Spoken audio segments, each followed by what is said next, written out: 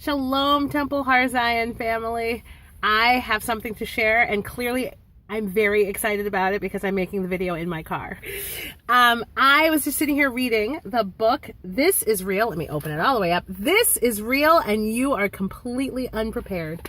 The Days of Awe as a Journey of Transformation by Rabbi Alan Lew. I love this book. This is my go-to book to prepare for the high holidays every year. And I've read it through, I've read it in pieces, but the book starts with Tisha B'Av, which is coming up very soon. So, as I mentioned on last Friday night and last Shabbat morning, we're going to start going through this as a congregation. This Shabbat afternoon, this coming Shabbat afternoon, after services, we'll just sit after we nosh and talk about the first two chapters and start to touch on Tisha B'Av, which is itself coming this coming Monday night. So if you can get a copy of this book and read the first three chapters before Shabbat, great. If you can't do that, you can read the first chapter and a half online for free. Google Preview Books, and I'll send the link for that, or the link will be down below. And if you can't do that, come anyways. The conversation will be really worth it. This book is amazing. It's written by, like I said, Rabbi Alan Lew, who is ordained at JTS, and he did his bachelor at Penn. So this is real. This is real. That's funny. But this is real. This isn't fluff. He's a Zen-inspired rabbi. And I'll just read you a little bit of it. Clearly, I wanted to make this video because I was thinking about writing something up later on in the afternoon for Ma'ayana to send out. But I have like everything in the book is highlighted for me to bring out. So I said, oh yeah, I just have to do this right now. I'm feeling it very strongly. So I'm going to read two short paragraphs to wet your whistle about this book. Okay. Rabbi Buckminster Fuller's students once asked him to name the most important figure of the 20th century. Sigmund Freud, he said without a moment's hesitation. They were shocked.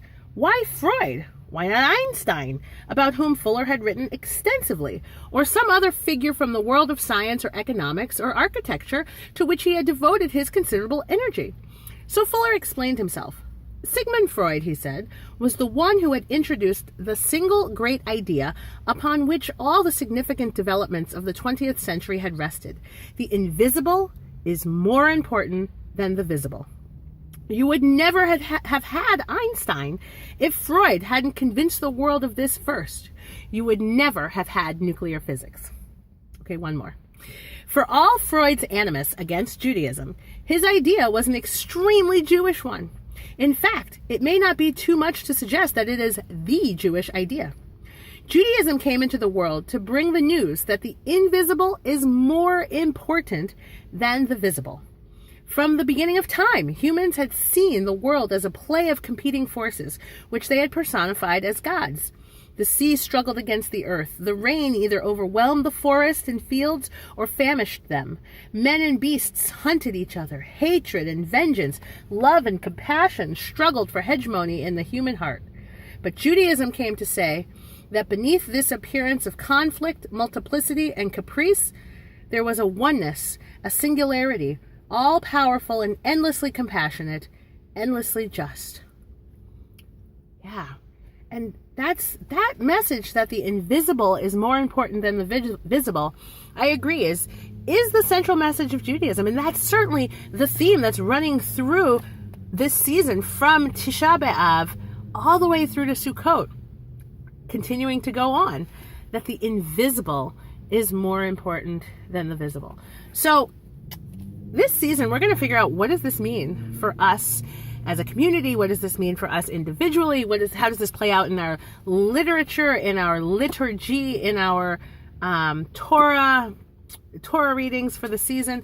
All of that. That's our theme, basically. The invisible is more important than the visible. So I hope that you can make it this coming Shabbat morning to learn this with us as a community. I hope you can get the book. If not, you can read it online. You can download it, read it on your Kindle or your Nook or whatever. It's around. It's a great book. And I'm so excited to share this conversation with you all.